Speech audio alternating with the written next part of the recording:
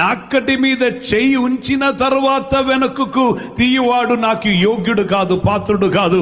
ఒక్కసారి దేవుని కొరకని, ప్రభు అయిన యేసుక్రీస్తు కొరకని బయలుదేరిన వ్యక్తి నీవైతే నీవు తెలుసుకోవాలి, ఆ రోజు నుండి నీవు రణభూమిలో ఉన్నారు. నీ పోరాటం పోరాడియే తీరాలి.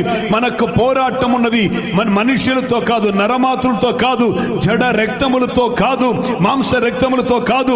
మనకు పోరాటం ఉన్నది ఆకాశ మండలంలో వ్యాపించి ఉన్న దురాత్మ సమూహములకు వ్యతిరేకంగా మనం పోరాడుతున్న వారం.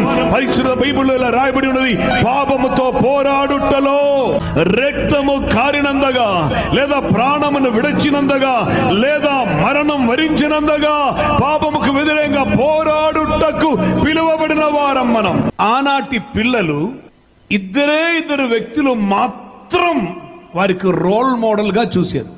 ఒకరు యూదా గోత్రముకు చెందిన కాలేబు, ఒకరు ఎఫ్రాయిం లేదా యోసేఫునకు చెందిన ఫలించేటి కొమ్మునకు చెందిన యెహోషువ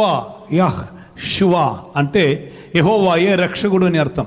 ఒకరు ఏది వచ్చినా నేను ముందుకు వెళ్తానని, ఒక్కరు యెహోవాయే రక్షకుడు, వేరే ఎవరు లేరు అని చెప్తున్నవారు.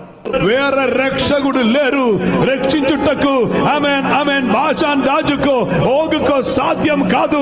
రక్షించుటకు ఐగుప్తు సామ్రాజ్య శక్తికి, పిరమిడ్లో ఉన్న దురాత్మ దెయ్యములకు సాధ్యం కాదు.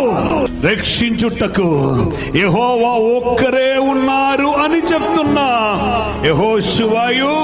ఆ యెహోషువతో పాటు Bible says in this way, he had a different spirit అంట.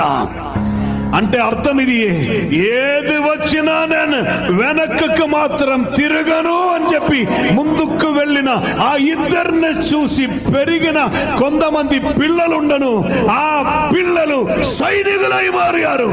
రేపు నీతో పాటు వచ్చిన పిల్లలు పందిలై మారకూడదు, సైనికులై మారాలి. సో వీరిద్దరు కలిసి నిలబడ్డారు.